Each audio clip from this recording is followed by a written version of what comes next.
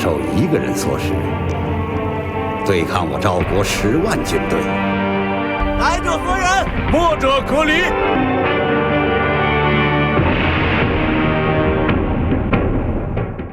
Hi, welcome to the Silver Spleen. My name is Donner Outfit, and this is my review of A Battle of Wits.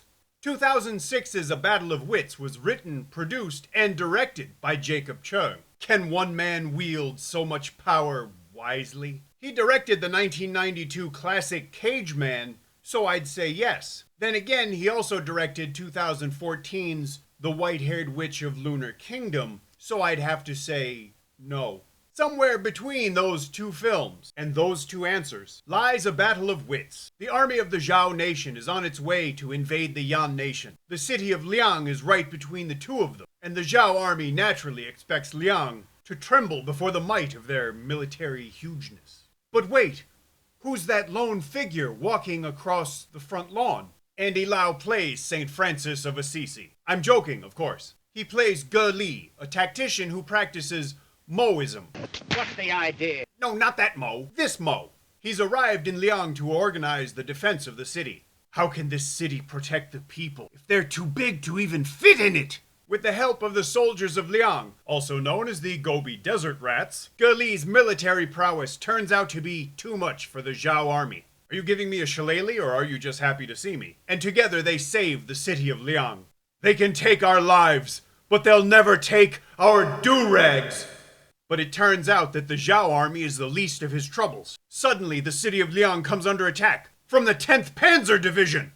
It doesn't really. That photo just turned up rather anomalously in the middle of all the other pictures from this movie. Then again, this photo is from A Battle of Wits, but that scene doesn't ever happen in the movie. Well, as it turns out, the Zhao army isn't through yet. Damn you, monk. I'm going to find El Dorado, or my name isn't Francisco Pizarro Wong. He also manages to catch the eye of Fan Bingbing, 别的女人乐师都来了 who plays a cavalry officer. Because it's a movie, that's why she can play a cavalry officer. I really liked the first half of this movie when I saw it in the cinema in 2006, and then when I watched it again on DVD. The premise was really interesting, and I was looking forward to seeing what was going to happen next. And then suddenly the Emperor snaps out of his alcoholic coma and starts meddling. Court intrigue, internecine squabbles, skullduggery, treachery, lost momentum, a good idea gone terribly wrong, and another hour of a movie to sit through that's as pointless